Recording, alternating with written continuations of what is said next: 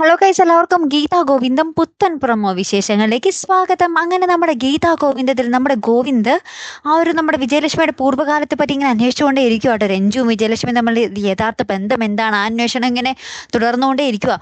അപ്പോൾ ഒരാളിൽ നിന്നും ഇങ്ങനെ അറിയാൻ സാധിക്കുന്നുണ്ട്, ഒരു വെങ്കടേഷ് എന്നൊരാളുമായിട്ട് നമ്മുടെ വിജയലക്ഷ്മി കുറച്ച് നാൾ ഉണ്ടായിരുന്നു എന്ന്. അപ്പൊ തന്നെ നമ്മുടെ ഗോവിന്ദ് ഇങ്ങനെ വിലയിരുത്തുവാണ്, വെങ്കടേഷിനും നമ്മുടെ വിജയലക്ഷ്മിക്ക് ഉണ്ടായ മകളാണ് രഞ്ജു എന്നുള്ളൊരു കാര്യം കേട്ടോ. അങ്ങനെ അക്കാര്യം ഇങ്ങനെ പോവുകയാണ്. അപ്പുറത്താണെങ്കിൽ നമ്മുടെ വരുണിന്റെ അടുത്ത് ഇങ്ങനെ നമ്മുടെ ഗീതു ചോദ്യം ചെയ്യുമ്പോൾ നമ്മുടെ വരുൺ പറയുന്നുണ്ട്, എന്താ പറയാ, ഷേണായും അച്ഛനും തമ്മിൽ യാതൊരു ബന്ധവുമില്ല, അച്ഛനും നാട്ടോ ഫയൽ വരുന്നത്. എന്നിട്ട് അയ്യോ അച്ഛനല്ല അങ്കിളായിട്ട് യാതൊരു ബന്ധവുമില്ല എന്നൊക്കെ പറയുമ്പോൾ നമ്മുടെ ഗീതു പറയുന്നുണ്ട്, അത് ഇത്ര കൃത്യമായിട്ട് വരുൺ എങ്ങനെ അറിയാം എന്നൊക്കെ പറഞ്ഞ് അവിടെയും ചോദ്യം ചെയ്യുന്നുണ്ട്. അവസാനം നമുക്ക് കാണുവാൻ സാധിക്കുന്നത് നമ്മുടെ സത്യദാസ് ഉണ്ടല്ലോ, സത്യദാസും അനാർക്കലിയും തമ്മിൽ ഇങ്ങനെ സംസാരിക്കുക.